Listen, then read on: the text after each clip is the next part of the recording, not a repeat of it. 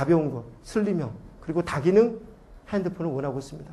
여기서 고객의 니즈를 알고 있는 엔지니어는 더 작은 제품, 더 가벼운 제품을 스스로 이노베이션을 통해서 만들어냅니다. 이것을 우리는 싱크로나이징 전략이라 합니다.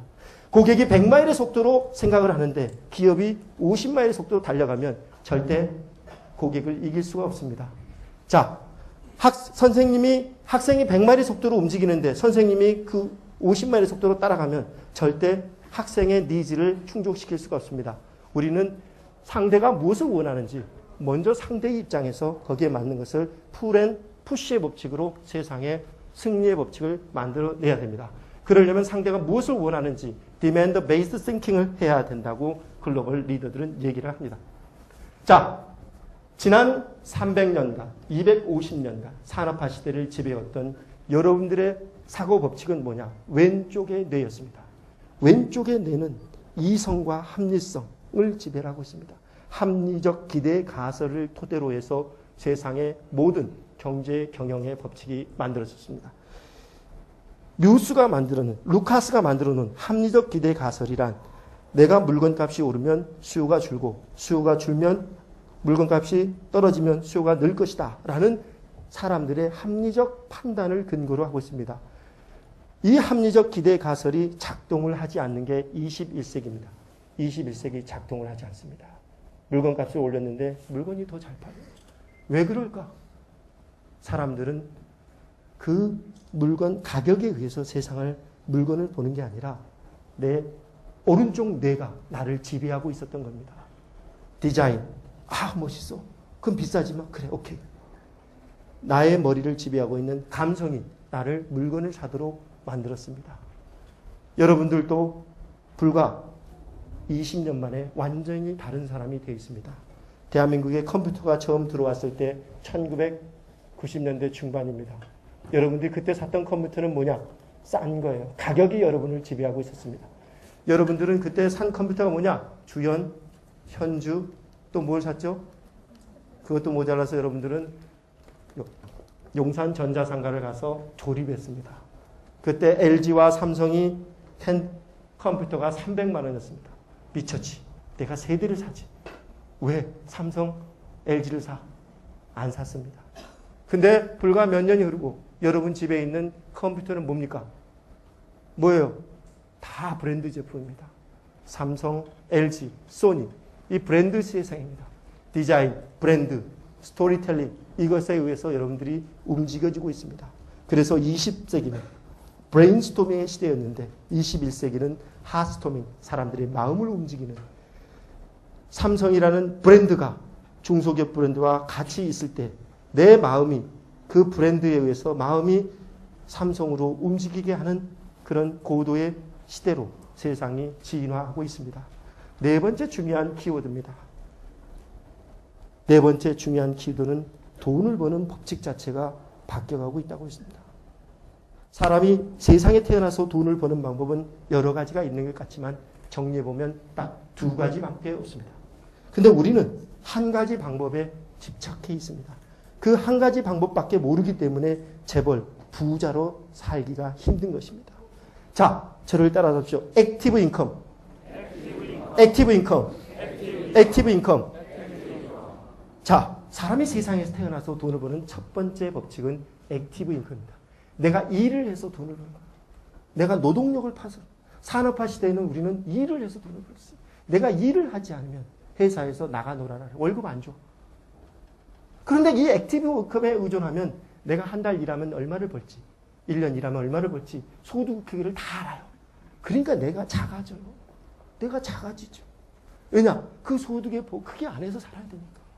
그런데 21세기가 되니까 특별한 소득이 있더라 이거죠. 내가 일을 하지 않아도 창출되는 소득이 있더라 이거죠. 그것을 우리는 패시브 인컴이라고 합니다. 따라잡십시오. 패시브 인컴. 패시브 인컴. 세상에 내가 일을 하지 않아도 창출되는 소득이 있을까? 글쎄 있더라 이거죠. 그게 있더라 이거죠. 여러분들 중에서도 패시브 인컴을 창출하는 분이 많습니다. 패시브 인컴은 일을 하지 않아도 창출돼요. 세상에 어떻게 그렇게 할까? 그러려면 이 컨셉을 이해합니다.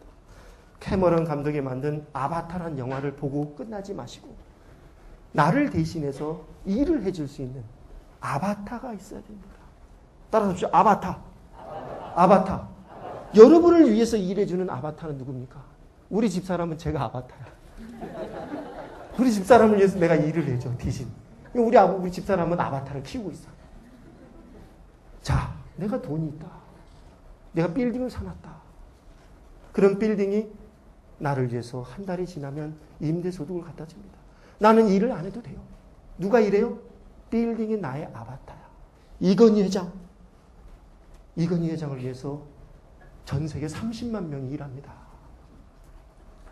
놀랄만한 아바타 군단이 삼성그룹에 있습니다. 그것도 놀랄만한 부를 창출하는 아바타 군단입니다. 여러분들이 주식 투자를 했다. 여러분 놀아도 주식이 알아서 돈을 벌어줍니다. 제가 계산을 해보니까 삼성전자의 1997년 외환위기 때 삼성전자가 주가가 얼마였을 것 같아요? 네? 2만 원이었어요. 2만 원. 지금 올 봄에 150만 원까지 올랐죠. 19년 만에 70억 원 벌었어요. 여러분이 1억 원을 투자했다면. 누가 일을 하게 한 거예요? 여러분을 대신해서 돈이 일하게 해야 돼요. 머니 워킹 시스템을 만들어요. 여러분을 대신할 수 있는 아바타. 그 아바타가 일을 하도록 하는 세상이 21세기입니다. 아바타의 메커니즘으로 놀랄만한 패시브 인컴을 창출하고 있는 기업의 사례들을 제가 여러분들에게 자세히 안내해 드리겠습니다. 세상이 변하면서 전 세계가 하나로 연결되어 있습니다. 10억 명이 페이스북을 합니다. 전 세계 인구 70억 명 중에 10억 명, 7사람 중에 한 사람이 다 연결되어 있어요. 산업화 시대 전 세계 어느 누구 모르는 사람도 5.8 degree of separation 6단계만 거치면 다 연결되는 사회에 살았어요. 그런데 페이스북이 도입이 되면서 전 세계는 4단계만 거치면 다 연결되는 사회로 하이퍼 커넥티드 초연결 사회가 되고 있습니다. 초연결 사회가 됐어요. 세계화를 가장 먼저 추진한 세계화 1.0을 누가 만들었냐? 국가가 만들었습니다. 전 세계 식민 영토를 개척을 했습니다. 식민주의 시대를 열었죠. 그 국가의 세계화를 넘겨받은 사람이, 넘겨받은 것이 누구냐? 바로 기업입니다. 다국적 기업들이 전 세계로 확장하면서 세계화를 주도했습니다. 이게 산업화 시대의 물결이었습니다. 지금 우리가 사는 시대의 물결은 초연결 사회에 살고 있습니다. 3.0은 누구냐? 세계화 3.0은 개인입니다. 유학을 가고 이민을 가고 자기가 살고 좋은 싶은 나라에 가서 세계화를 주도를 했습니다. 지금 우리는 어떤 시대에 살고 있느냐? 내가 안방에 가만히 앉아서 전 세계 누구와도 연락이 되고 전 세계 누구와 어떤 물건이라도 살 수 있는 그런 안방 쇼핑 유비쿼터스 시대에 살고 있습니다. 핸드폰 하나만 있으면 누구든지 페이스토킹을 할 수가 있습니다. 핸드폰 번호만 알면 페이스북 친구가 되면 트위터 친구가 되면 누구든지 연결되는 세상에 살고 있습니다. 저는 여러분들이 이름만 들으면 알만한 많은 분들이 페이스북으로 연결되어 있습니다. 자, 보세요. 정리해보면 세상은 농업혁명을 거쳐서 산업혁명을 거쳐서 정보화혁명을 거쳐서 창조혁명, 아날로그를 디지털과 결합하는 컨버전스의 창조력을 어떻게 발휘하느냐에 따라서 세상의 승자의 법칙이 바뀌어집니다. 근데 더 놀랄 만한 것은 이게 오고 있다는 것입니다. 스프릿, 물질에서 정신의 시대로 세상이 바뀌어가고 있다. 글로벌 리더들이 얘기하고 있습니다. 누구나 부자가 되길 원합니다. 하지만 부자의 가치보다 더 중요한 가치가 있는 영적의 시대, 정신적 만족, 행복, 의미, 가치를 추구하는 시대로 세상이 계속 진화하고 있습니다. 자, 이건희 회장님, 제가 보기에는 벌써 행복하지 않습니다. 왜냐? 그분은 대한민국 사회를 위해서, 세상을 위해서 무엇을 해놨습니까? 큰 기업을 해놨어요.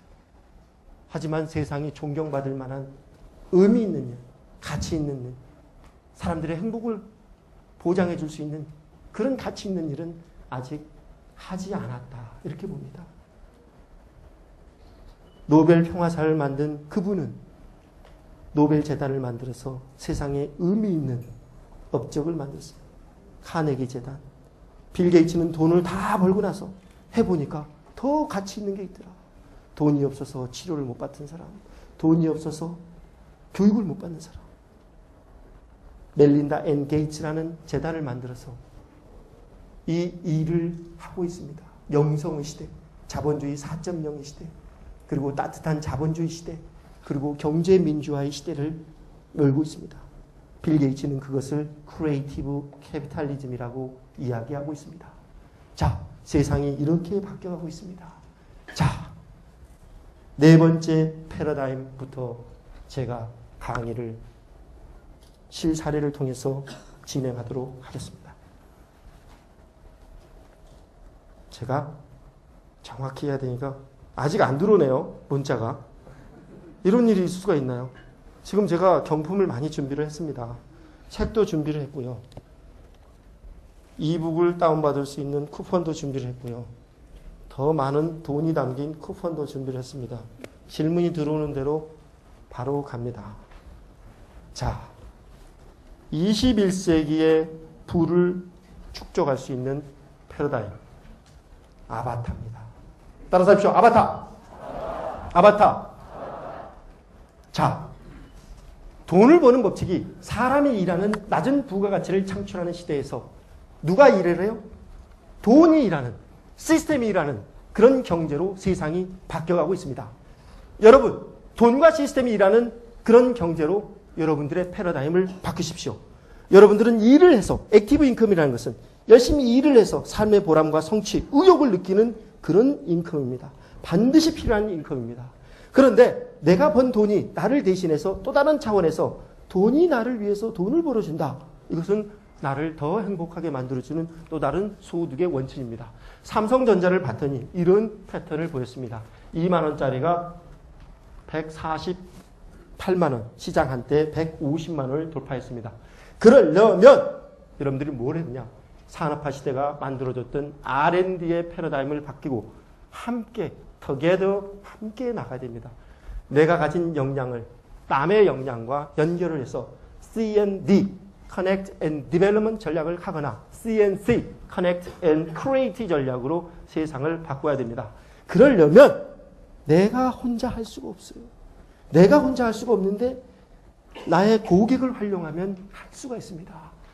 고객을 직원처럼 활용하라. 다른 기업을 계열사처럼 활용하라. 전 세계의 보통의 기술은 커모도티가 됐다.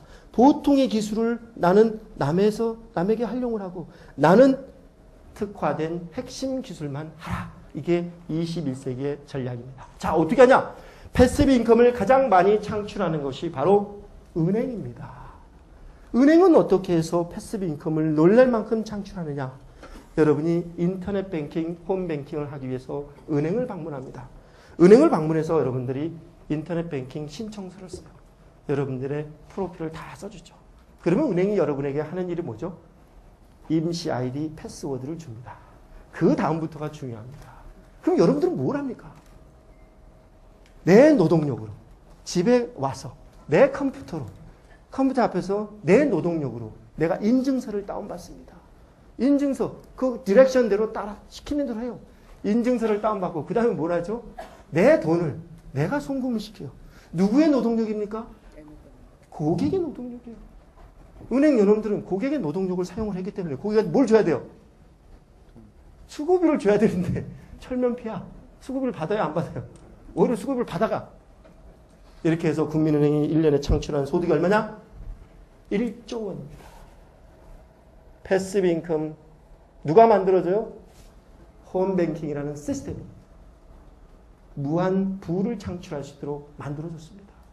우리은행, 하나은행, 신한은행, 농협 9천억 원씩 연간 패시브 인컴을 창출합니다. 놀랄만한 일들입니다. 월마트, 세계에서 가장 돈을 많이 버는 회사입니다. 1년에 430조 원을 법니다.